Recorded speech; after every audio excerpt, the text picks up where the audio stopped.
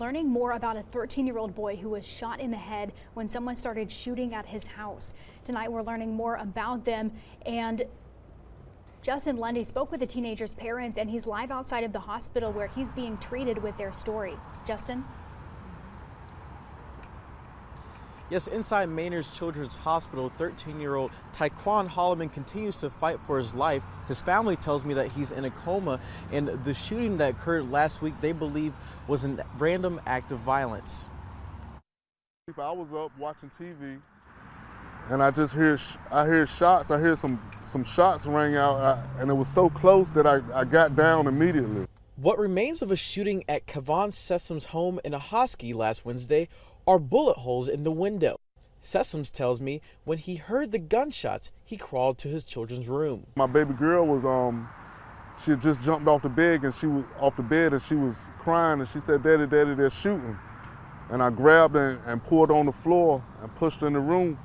And when I looked back into her room again, her brother was getting up, and I snatched him and pulled him down, and he was covered in blood. He was already shot. And a stray bullet hit his 13-year-old stepson, Taekwon Holloman, in the head. Sessoms says he tried calling 911 to come to his home off Robert Street, but no one picked up. Police say they were very busy that night, so it was possible they didn't take the call. Sessoms says without an answer from 911, his family drove the 13-year-old to a nearby hospital and was later transferred to ECU Health Medical Center.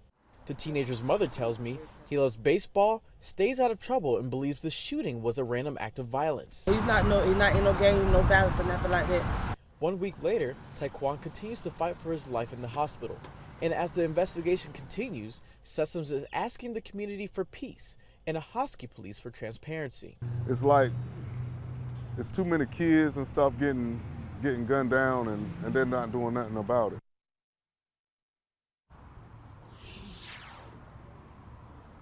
Family tells me that the 13-year-old boy is on a ventilator, but he's in much better shape than he was last week.